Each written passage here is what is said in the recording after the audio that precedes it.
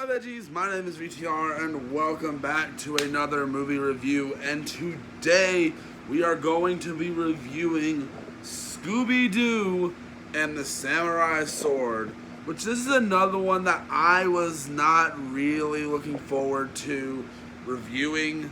Like, not really in the slightest was I really looking forward to reviewing this movie, like, not much at all. But, come to think that I was right. At first, I wasn't feeling it at first, the first little bit of the movie. But then the movie went on and we got into something that turned. The mystery gets solved very early on. Not very early, but the mystery gets solved pretty early, and I was able to deduce who it was.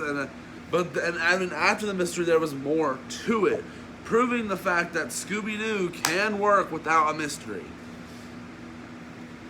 The fact that the twist that I wasn't expecting, and the fact that Scooby-Doo and Shaggy became samurais in this, like, not even as a joke, they became legitimate samurais. Like, I'm not even joking. They became actual freaking samurais. Like, that's not a joke. They became legitimately samurais.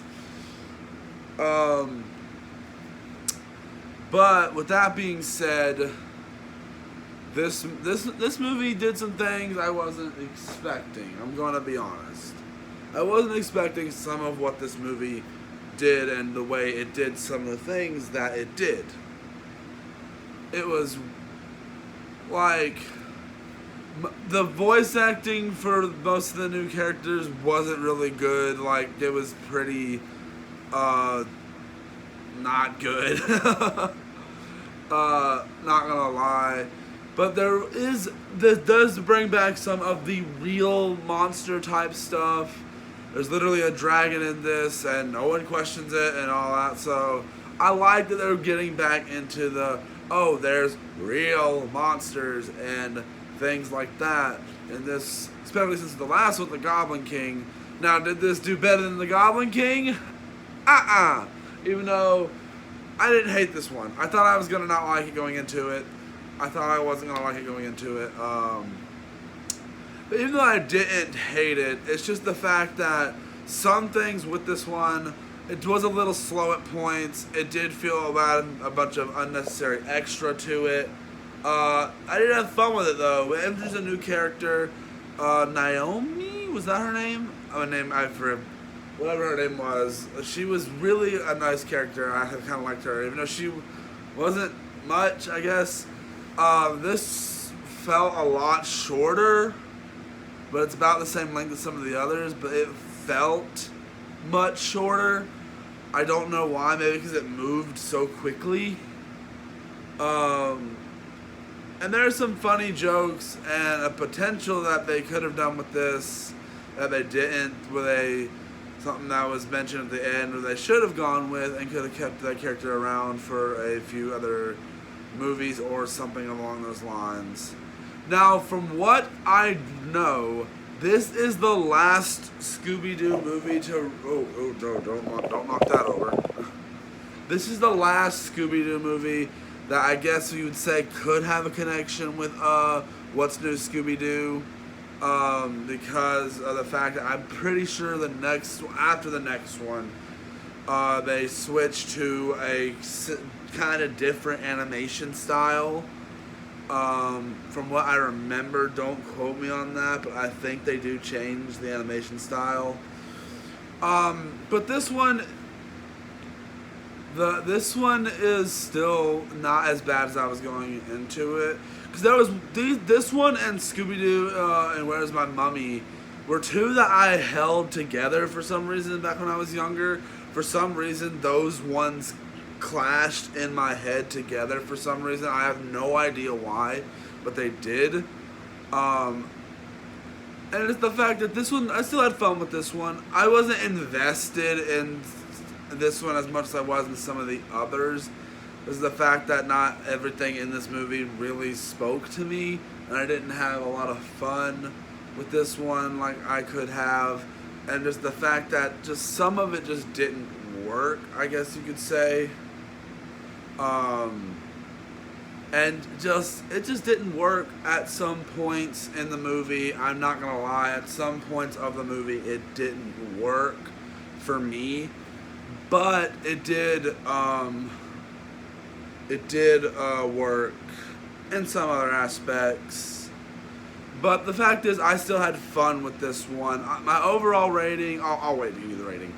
Trying to think what else I can say.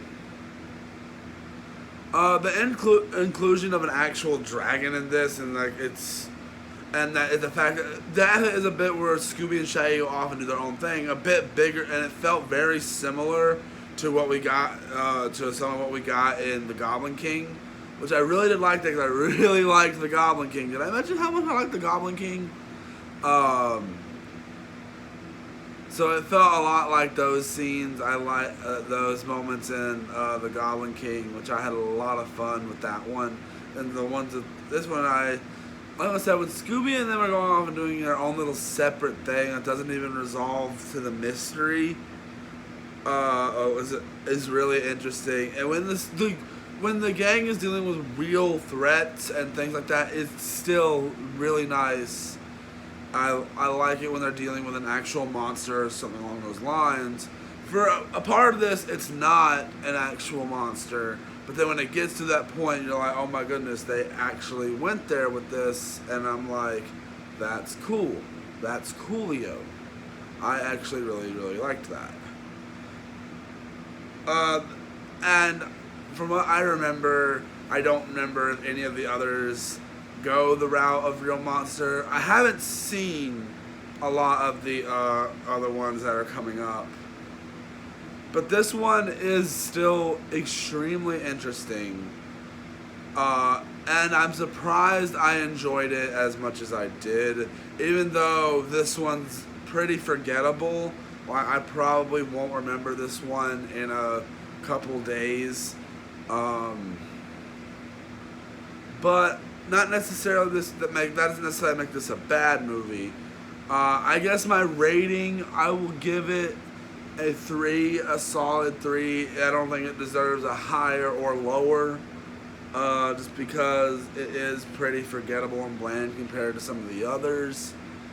Just the fact that I didn't have as much fun as this as I did with some of the others, but it still had some enjoyment to it. This one had its moments. It had good moments with the characters, and it just went pretty darn smoothly in my opinion. And are there some scenes I thought was really, the samurai idea didn't, with a Scooby-Doo setting, didn't feel great to me. But then the fact that when Scooby-Doo and Shaggy literally become samurais and then having this samurai battle at the end of the movie, I'm like, that's cool. That's cool. I'm having fun with this. That's actually really cool.